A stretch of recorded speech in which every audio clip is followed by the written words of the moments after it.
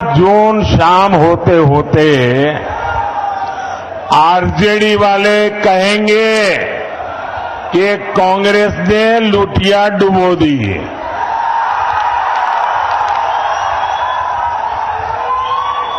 एक दूसरे के कपड़े फाड़ना शुरू करेंगे। 4 जून को दूसरा क्या होगा वो भी बता देता हूं। ये कांग्रेस का शाही परिवार क्या करेगा? कांग्रेस का शाही परिवार पराजय का ठिकरा खड़गे जी के सर पर फोड़ करके वो विदेश में छुट्टियां मनाने चला जाएगा और बेचारे खड़गे जी कार्यकर्ताओं का गुस्सा सहते सहते थक जाएंगे। भाइयों और बहनों, कांग्रेस, आरजेडी और इंडी गठबंधन को देश बार बार खारिज कर चुका है, नकार चुका है। इनके पास न विजन है, इनके पास सिर्फ और सिर्फ कंफ्यूजन है, इनके पास हौसला का नामो निशान नहीं, इनके पास हताशा ही भरी पड़ी है, इनके पास नीति नहीं है, निर्णय लेने की क्षमता नहीं है। ये सिर्फ नकारापन लेकर के जी रहे हैं। दशकों तक इनकी पूरी राजनीति डरो और डराओ के मंत्र पर चली है।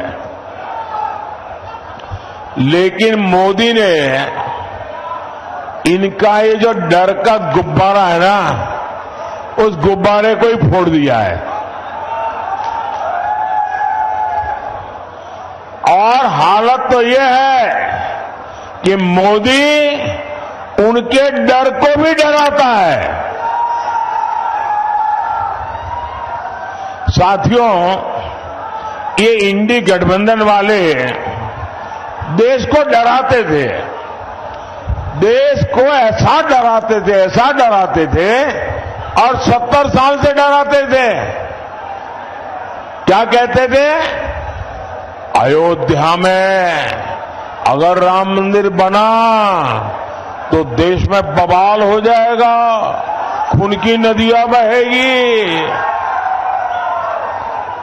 आज रामलला भव्य मंदिर में विराजमान है, कोई बवाल हुआ क्या? कोई खून की नदियां बही क्या? ये डराने का झूठा खेल चलता था कि नहीं चलता था? ये लोग डराते थे, 70 साल से डराते थे। ये कहते थे कि जम्मू कश्मीर से 370 अगर हटा तो ये पाकिस्तान में चले जाएंगे, अगर 370 हटा तो आग लग जाएगी, अगर 370 हटा तो देश में बम धमाके होंगे। भांति भांति की धमकियां और डर पैदा करना। मोदी इनकी न धमकियों से डरा है न कभी रुका है। धारा 370 हटा के नहीं हटा, धारा 370 की दीवार गई कि नहीं गई? कश्मीर और हिंदुस्तान के बीच की ये दीवार को तोड़ा कि नहीं तोड़ा? सीना तान के तोड़ा कि नहीं तोड़ा? मुझे बताइए, कहीं आग लगी क्या? कोई पाकिस्तान भाग गया क्या? देश में बम धमाके हुए क्या? डराते थे। साथियों, ये डरपोक कांग्रेस और ये डरपोक आरजेडी वाले अभी क्या कह रहे हैं? पाकिस्तान के पास परमाणु बम है, डरो डरा रहे हैं, खुद में मसाला खाली हो गया तो उधर का मसाला दिखाते हैं। इसलिए पाकिस्तान के आतंकी जब चाहे भारत पर हमला करके चले जाते थे, ये डरपोक लोगों के कारण। मोदी इनकी तरह डरता नहीं है। मोदी ने सेना को कहा, जाओ घर में घुस करके मारो।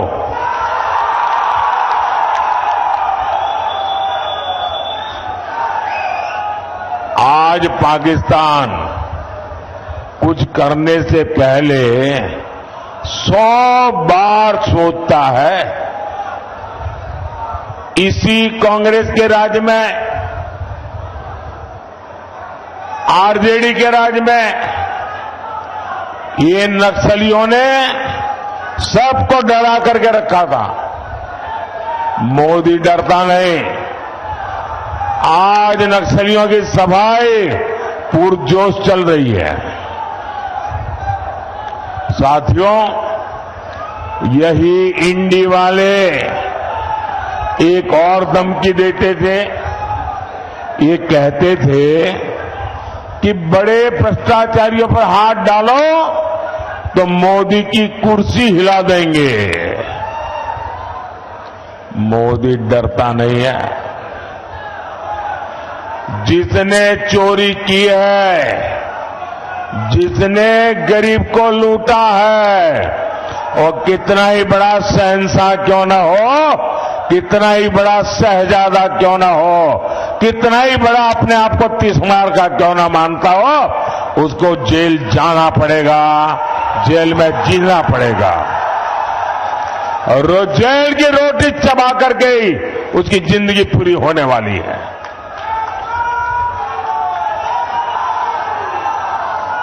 मुझे बताओ भाई, अगर कोई लूट करता है, आपके हक का छीन लेता है, तो छोटे लोगों को तो जेल में बंद करने के लिए कोई चिल्लाता नहीं है। बड़े जाने चाहिए, छोटे जाने चाहिए। आप मुझे कहेंगे वो मैं करूंगा। गुनाह किया है तो छोटा आदमी जेल जाना चाहिए कि सबसे बड़ा है वो जाना चाहिए?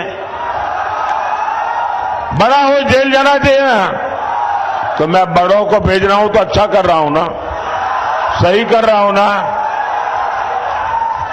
और मैं आज बिहार के लोगों को एक और गारंटी दे रहा हूं।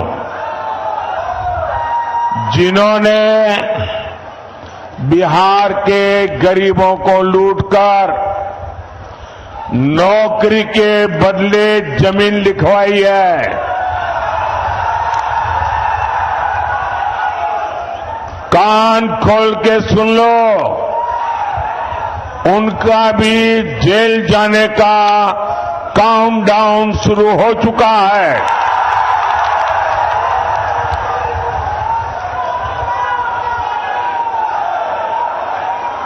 ये जैसे ही ये हेलीकॉप्टर में चक्कर मारने का समय उनका पूरा होगा, जेल का रास्ता तय हो जाएगा। बिहार को लूटने वालों को एनडीए सरकार छोड़ेगी नहीं। और ये एनडीए की गारंटी है, मोदी की भी गारंटी है। भाई और बहनों, ये इंडी गठबंधन वाले अपने राजनीतिक स्वार्थ के लिए कुछ भी कर सकते हैं। ये लोग बिहार और बिहारियों के अपमान के खिलाफ आवाज तक उठाते नहीं है। कांग्रेस के पंजाब के नेता ने बिहार से वहां काम करने गए, वहां मेहनत करके ईमानदारी से जीवन जीने वाले हमारे बिहारी मजदूर भाई बहनों का घोर अपमान किया, भद्दे शब्दों में अपमान किया। कहा अब हम उन्हें बिहारियों को पंजाब में घर नहीं देने देंगे, घुसने नहीं देंगे। कांग्रेस के मिनिस्टर ने कहा है, कांग्रेस के शाही परिवार ने इसके विषय में मुंह पे ताला लगा दिया है। क्या कभी कांग्रेस के शाही परिवार ने बिहारियों के इतने बड़े अपमान के लिए बिहार से माफी मांगी क्या?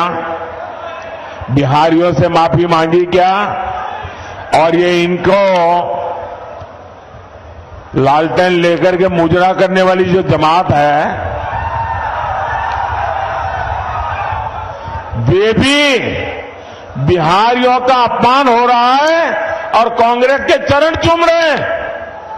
कांग्रेस के खिलाफ एक शब्द बोलने को तैयार नहीं है, कांग्रेस का जवाब मांगने को तैयार नहीं है। आरजेडी में हिम्मत नहीं कि बिहारियों के अपमान पर वो कांग्रेस को एक शब्द भी बोल पाए।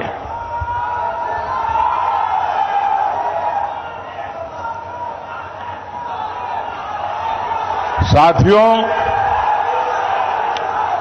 इंडी गठबंधन के एक साथी डीएमके के नेता ने बिहारियों के लिए भद्दी भद्दी गालियां बोली।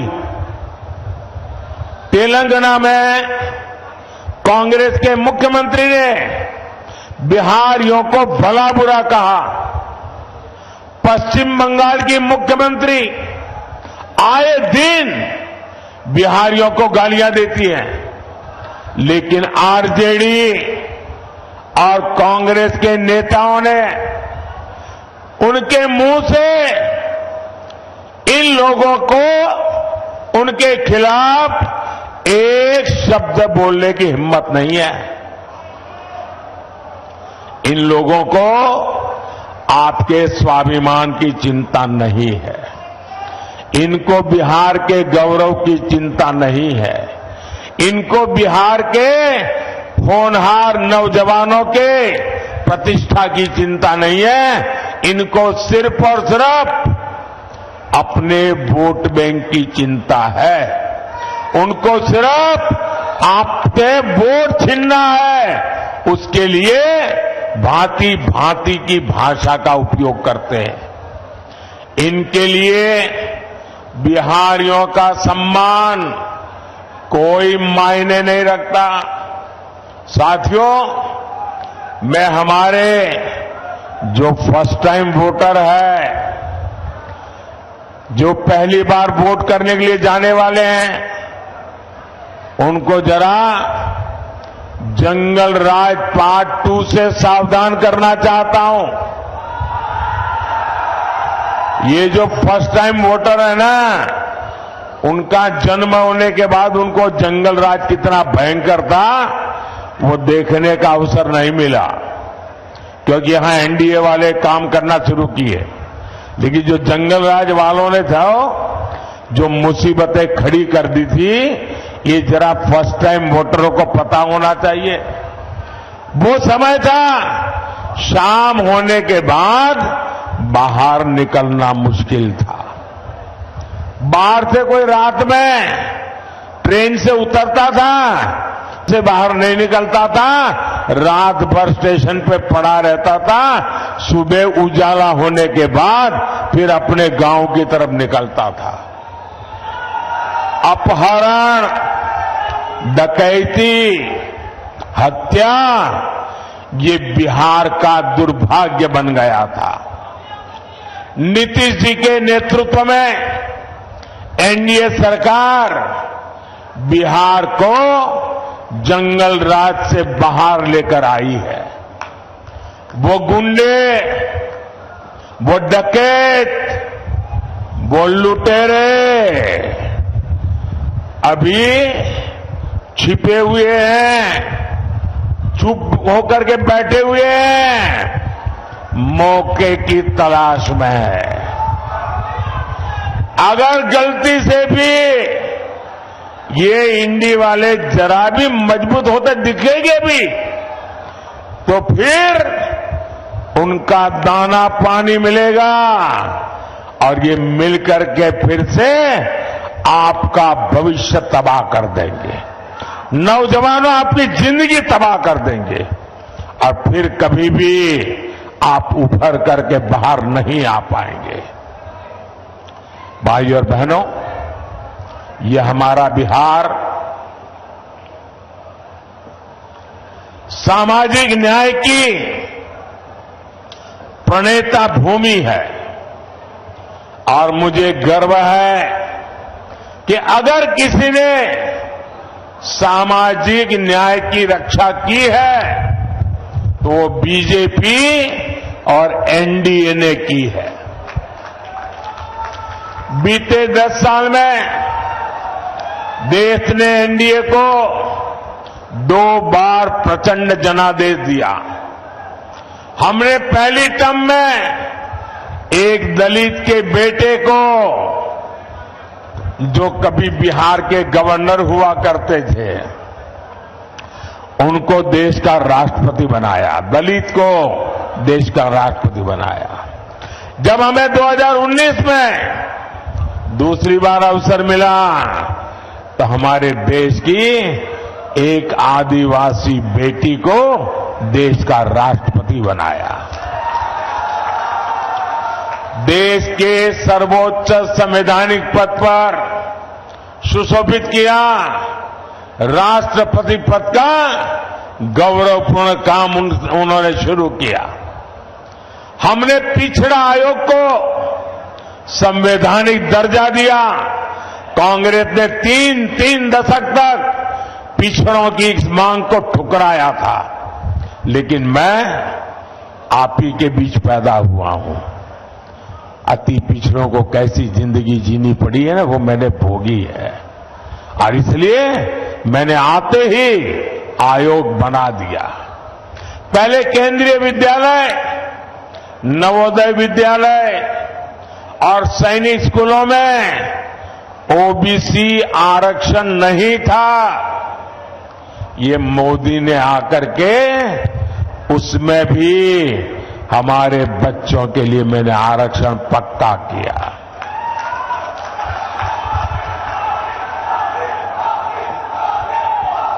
मेडिकल की पढ़ाई में भी केंद्रीय कोटे में पहली बार ओबीसी आरक्षण हमने लागू किया।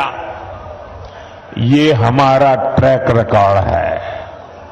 साथियों, इसकी विपरीत आज इंडी गठबंधन वाले एससी, एसटी, ओबीसी, अति पिछड़े, उनका सबका आरक्षण छीन किए की एक बहुत बड़ी साजिश रच रहे हैं।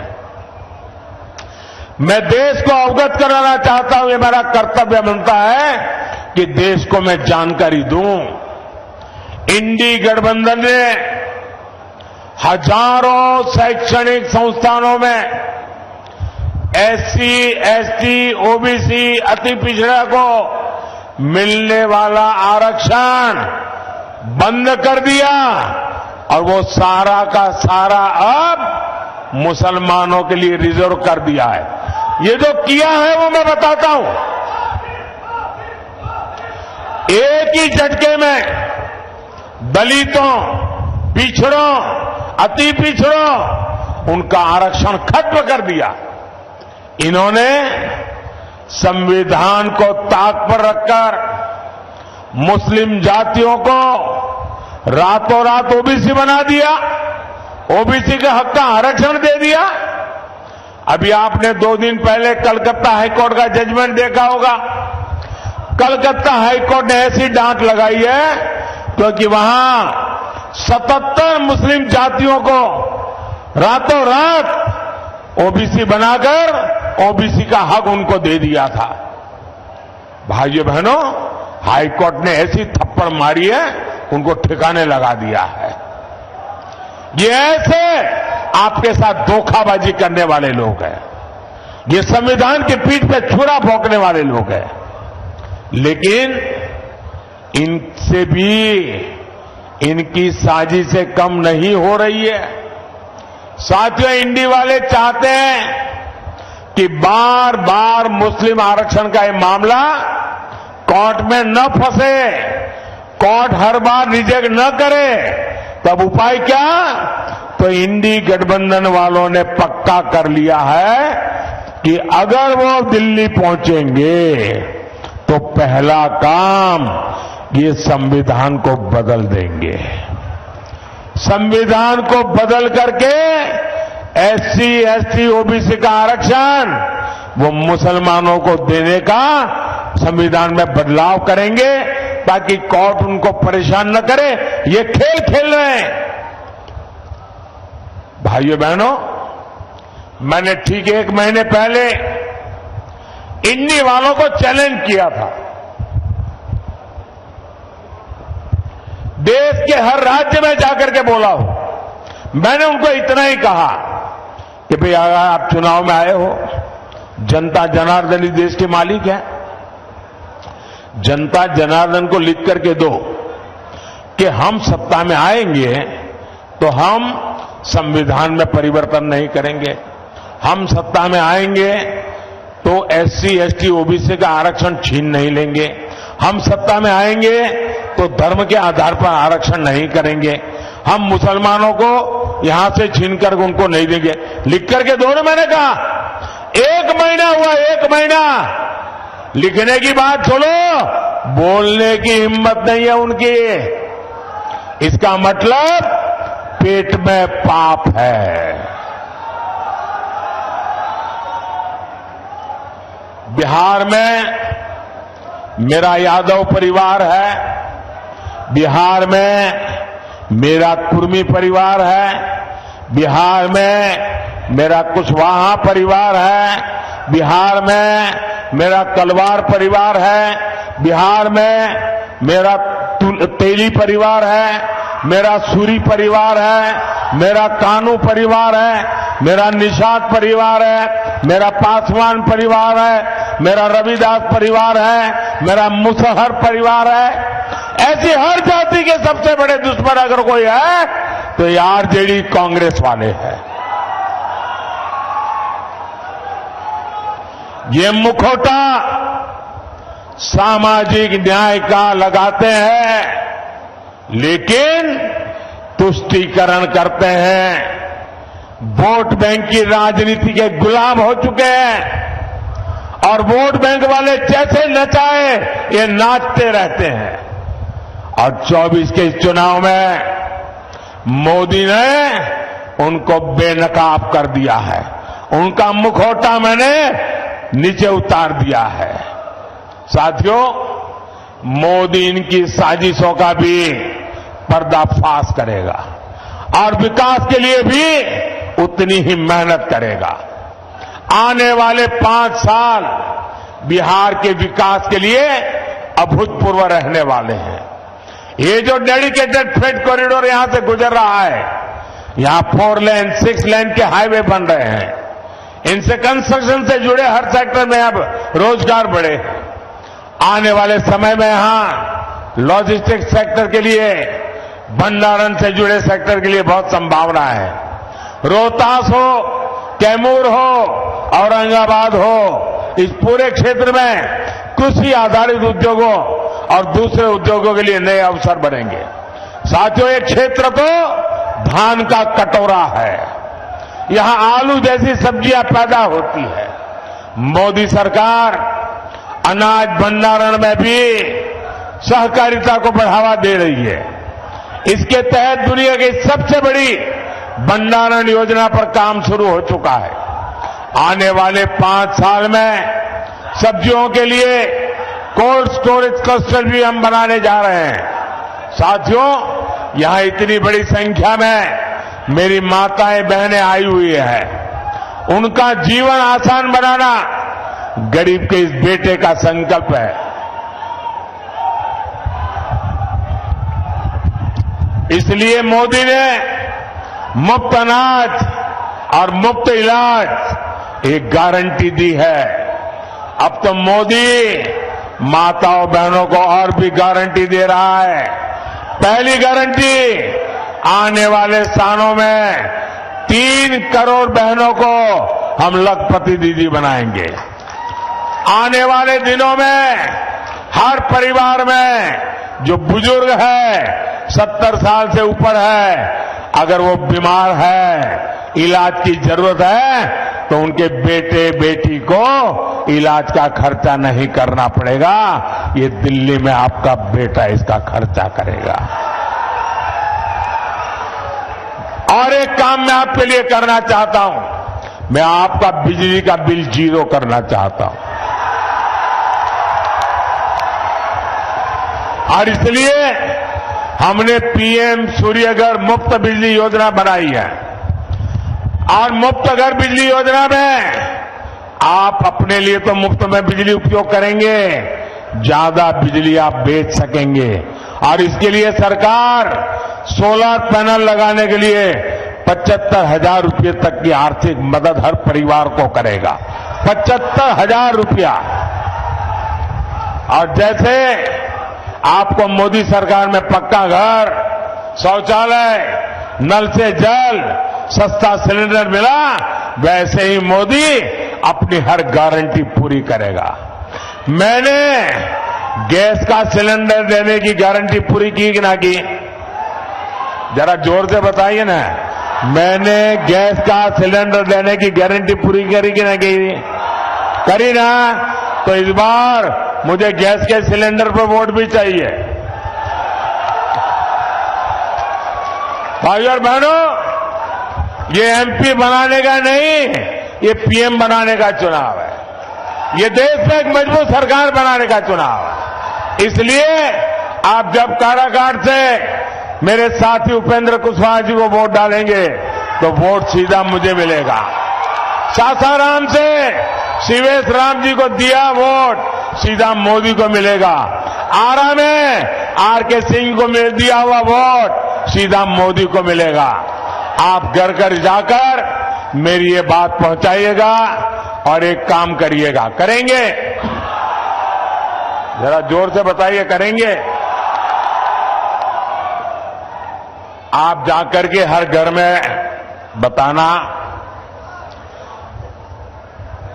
कि वो मेरे खातिर, मेरे देश के खातिर विकसित भारत बनाने के लिए आपके गांव में जो भी देवस्थान हो, आपके गांव में जो भी तीर्थ स्थान हो, वहां जाकर के मेरी तरफ से परमात्मा के आगे मत्था टेकना। करेंगे? मेरी तरफ से परमात्मा को मत्था टेकेंगे अपने गांव में और मेरी तरफ से परमात्मा को मांगना कि विकसित भारत बनाने के लिए परमात्मा हमें आशीर्वाद दे। इतना काम करेंगे? पक्का करेंगे?